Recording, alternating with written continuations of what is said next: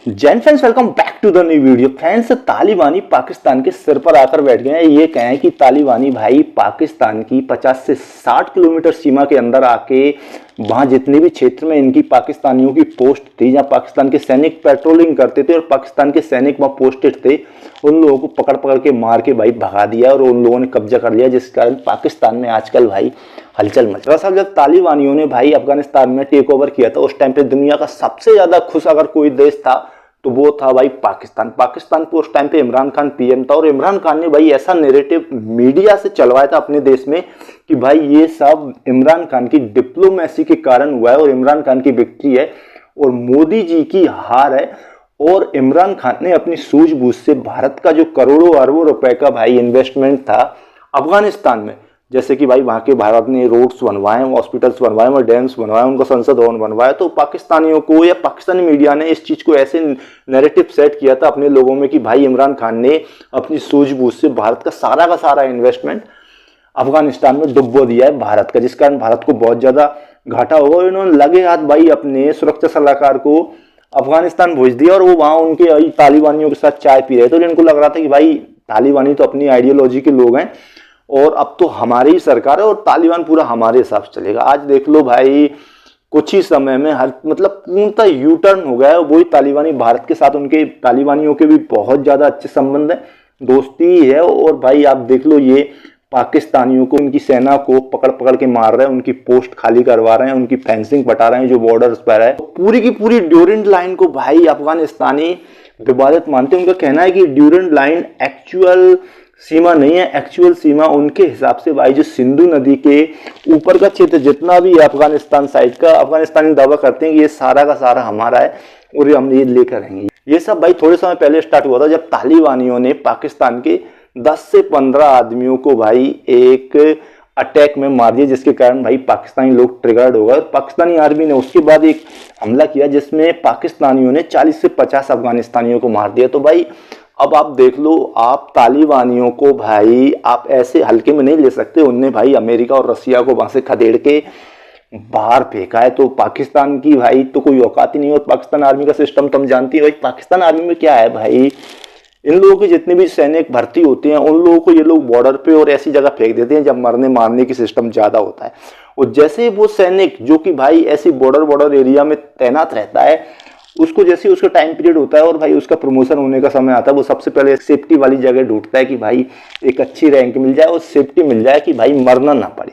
मतलब ये इनके, एक तो ये लोग बोलते हैं कि भाई हमारी जज्बे वाली कौम है, हमारी जज्बे वाली आर्मी है। अपने कितने वीडियोस देख लिए होंगे जिसमें भाई ऐसे यूट्यूबर्स जो भारतीय कंटेंट पर काम करते हैं, उनकी आपने वीडियोस में कितने ही लोगों को कहते हुए देख लिया हो कि भाई हमारी जज्बे वाली कौम है, हमारी जज्बे वाली कौम है। भारत को हमेशा से इन्होंने टारगेट किया कि भाई भारतीय आर्मी में जज्बा नहीं है, भारतीय लोगों में जज्बा नहीं है। हम लोग भले ही भारत से कमजोर हैं लेकिन हमारा जज्बा बहुत हाई है और हम जज्बे से भारत से हरा देंगे। तो भाई पहली बात तो अब भारत से कंपटीशन कर रहे थे अफगानिस्तान जैसी भाई आर्मी ने, या आर्मी तो उनके पास है ही नहीं है, उनके पास 40 से 50 हजार लड़ाके ही हैं। तो भाई आपने आपकी सेना जो कि वर्ल्ड नंबर 1 आप क्लेम करते हो, भाई वो अफगानिस्तानी, ना तो उनके पास फाइटर जेट्स है, ना ही उनके पास ज्यादा हेलीकॉप्टर्स है, ना ही उनको ज्यादा चीजें ये आती हैं, ना ही उनके पास कोई डिफेंस सिस्टम है। उनके पास सिर्फ मांगे के हथियार हैं, वो भी भाई अमेरिका ने जो छोड़ के गया है उन हथियारों से भाई उनने खुद ने सीखा है और अपने आप से सीख के भाई वो आपकी सो कॉल्ड ट्रेंड आर्मी, जो कि भाई आप लोग सोचते हैं कि पूरी दुनिया में हमारी आर्मी भाई नंबर 1 है, उस नंबर 1 आर्मी को वो लोग भगा भगा के मार रहे हैं। लेकिन भाई पाकिस्तान के साथ एक तो इन लोगों का गरीबी में गीला आटा पहले से चल रहा है, इन लोगों के पास कोई पैसा वैसा तो है नहीं है।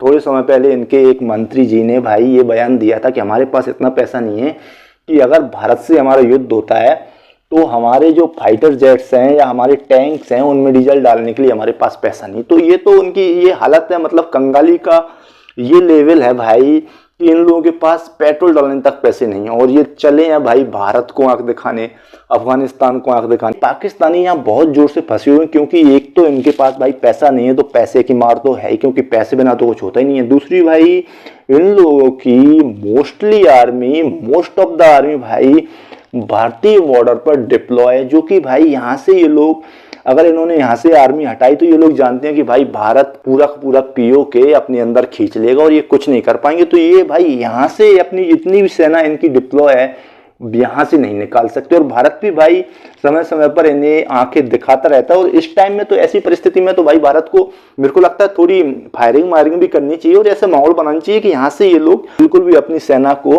अफगानिस्तान की तरफ न ले जा पाए, जिसके कारण अफगानिस्तानी भाई इन लोगों की और भी ज्यादा बैंड बजाते रहे। अभी हाल ही में एक अफगानिस्तानियों को बहुत ज्यादा वायरल हो रहा है ट्वीट, जिसमें भाई अफगानिस्तानी भारतीय आर्मी से और भारतीय सरकार से दरखास्त कर रहे हैं कि आप भाई हम लोग पाकिस्तानी आर्मी को यहाँ इस बॉर्डर पर अफगानिस्तान के साथ बिजी रखते हैं, तब तक आप अपना गेम कर लो और पीओके को भारत में शामिल कर लो। जिस कारण भाई पाकिस्तानी आर्मी पर बहुत ज्यादा प्रेशर है।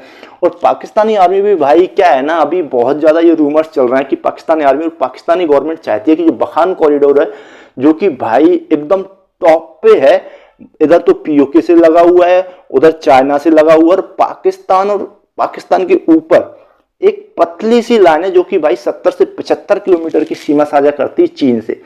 और पाकिस्तान चाहता है कि ये जो बखान कॉरिडोर है भाई इसको तोड़ के अफगानिस्तान से हम पाकिस्तान में शामिल कर लें।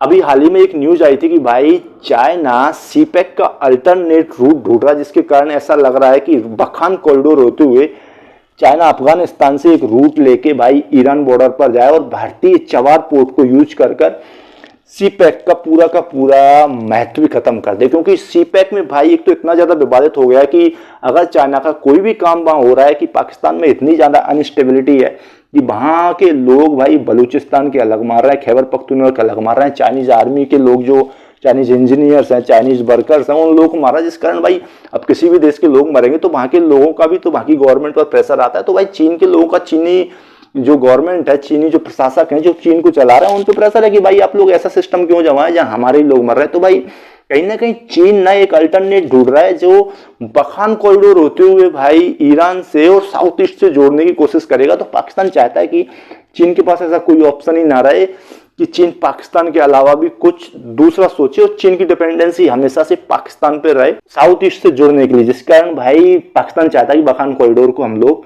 खत्म कर। ऐसे ये चीज अफगानिस्तान को पता चली। अफगानिस्तान को पता है कि भाई अगर हम लोगों के ऊपर मेंटली प्रेशर बना के रखना है इनकी आर्मी पर, इनकी गवर्नमेंट पर, तो ऐसा कुछ करना पड़ेगा कि भाई हम लोग इनकी सीमा के अंदर ही घुस जाएं। जिस कारण ये बखान कॉरिडोर तो क्या अपनी सीमा बचाने में इन लोगों को पसीना आ जाए। क्योंकि मोरली भाई अफगानिस्तान की आर्मी और अफगानिस्तान के लोग हमेशा से पाकिस्तान की आर्मी से और पाकिस्तानी लोगों से बहुत ज्यादा स्ट्रांग रहे हैं और हमेशा से जब भी कोई दो हाथ हुए अफगानिस्तान ने पाकिस्तान को पछाड़ा ही है। तो ये भाई जो पाकिस्तानी ये लोग बोलते थे कि भाई हमारी जज्बे वाली कौम है, जज्बे वाली कौम है, भाई अब आपकी कौम जज्बे वाली है ठीक है, लेकिन अफगानिस्तान से तो आपका जज्बा हाई हो नहीं सकता। क्योंकि भाई उन लोगों ने तो आपकी जो इस्लामिक सरिया है, आप तो बस बोलते रहते हैं कि हम सरिया लगाएंगे, जिहाद करेंगे।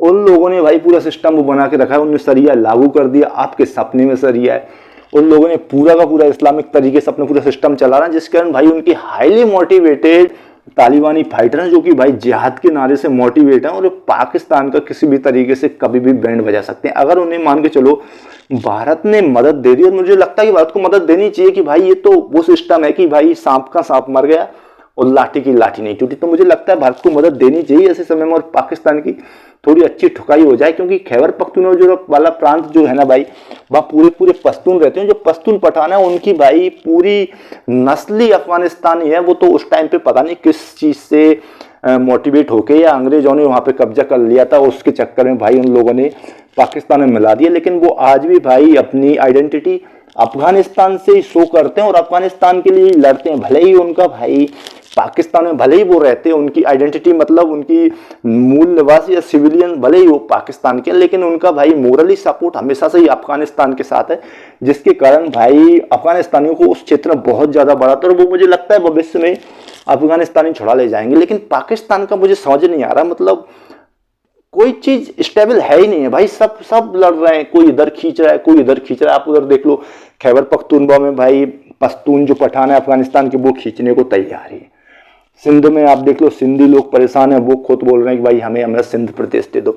बलूचिस्तान में तो आपने देखा हो कितने ज्यादा अटैक्स हो रहा है। वो महारंग बलूच ने भाई कितने बड़े बड़े प्रोटेस्ट करके रखे हैं। भाई वो पंजाब के लोग वहाँ काम करने जाते हैं तो उन्हें मार रहे हैं, वो चीन के वर्कर्स आ रहे हैं वो उन्हें मार रहे हैं। तो मतलब वो बलूचिस्तान वाले अलग अलग, तो बस पंजाब ही रह गया।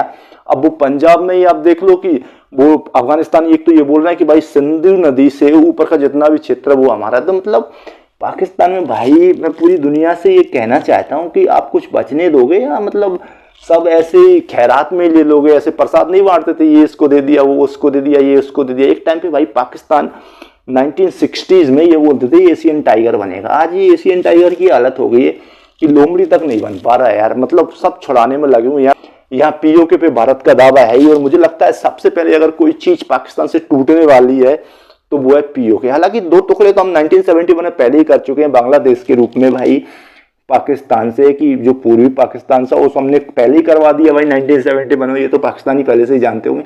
बांग्लादेश के बाद अब दूसरा नंबर है भाई पीओके। मुझे लगता है कि अभी रिसेंट समय में सबसे पहले पीओके टूटेगा, भारत में आके मिलेगा, उसके बाद बलूचिस्तान और फिर खैबर पख्तूनख्वा।